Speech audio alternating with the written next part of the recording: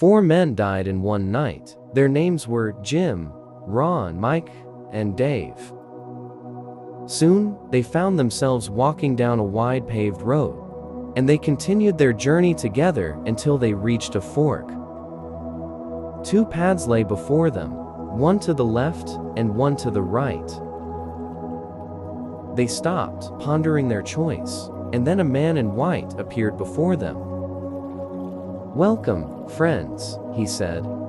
"Before you lies the road to your new home. One path leads to heaven, where unimaginable beauty awaits.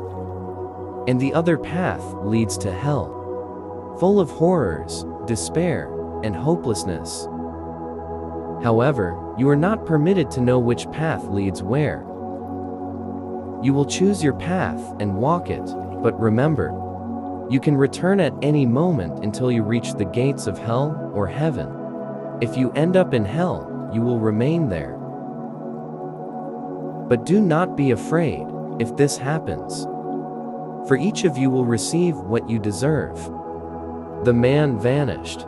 The travelers were astonished by these conditions. Where had it ever been heard that the road to heaven or hell was chosen blindly? Something was off, but there was nothing they could do, and they decided to draw lots to see who would go first.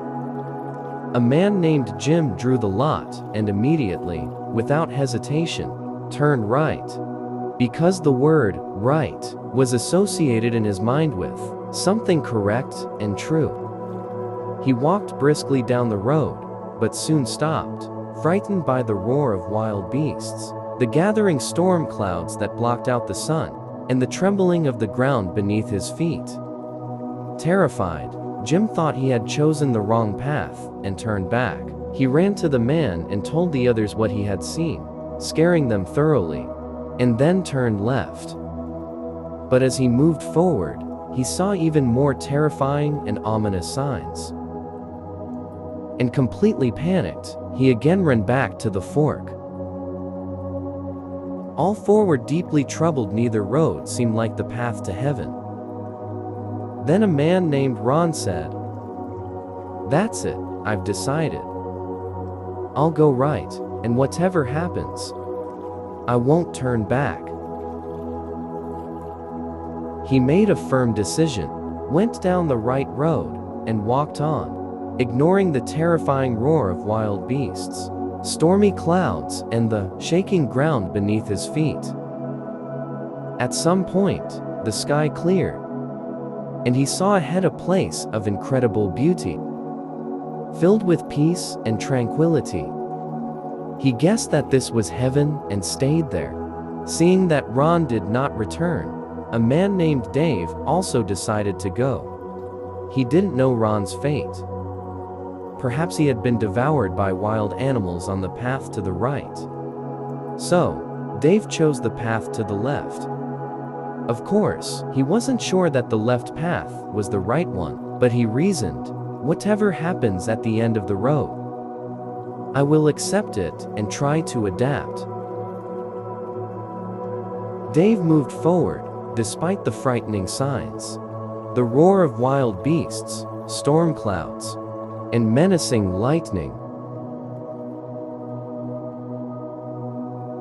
Finally, he came to a place where a dirty sign protruded from the ground, reading, "Hell." And at that moment, the road behind him disappeared, leaving him no chance to turn back. Before Dave stretched a gloomy, desolate, dark, and cold valley, utterly unfit for life.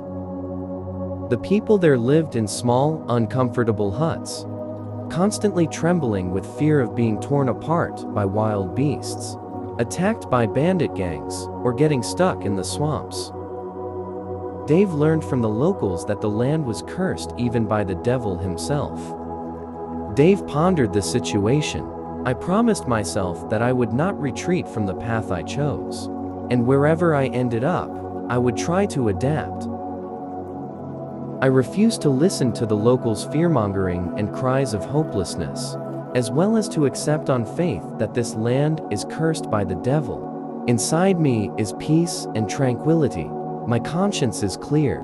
So why should there be hell outside?"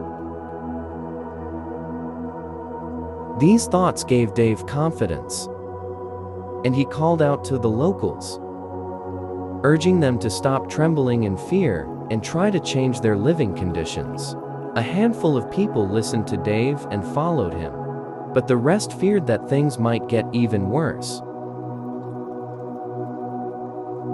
With his small band of followers, Dave began draining the swamps, building new, bright homes, planting gardens, repelling bandit gangs, and taming wild beasts. The doubters soon joined them when they saw the many miraculous changes that had occurred. In time, the town grew and flourished, and everything around it breathed beauty and peace. Then Dave went to the gates, took down the hell sign, and nailed up a new one that read, Heaven. And just as he did so, a new fork appeared before him, and the man in white asked him, "Do you already know what you need to do now?" I think I have to choose a path again." "Exactly right," the man in white replied.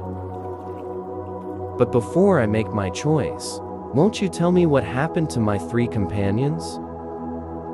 And the man answered, "Ron went straight to heaven, place much like the one you created yourself. However, he regrets that he did not take part in its creation, and did not contribute to its prosperity. He wishes he had done something himself. When his desire becomes strong enough, he will be offered the choice of a new path, and he will likely be given the opportunity to turn hell into heaven himself, just as you did." As for Jim and Mike, they are now in true hell because they are paralyzed by fear and continue to wander at the fork. Dave asked another question. "And what lies ahead for me?" "Uncertainty," said the man. This answer both frightened and delighted Dave. He nodded and briskly walked down the road leading to the right.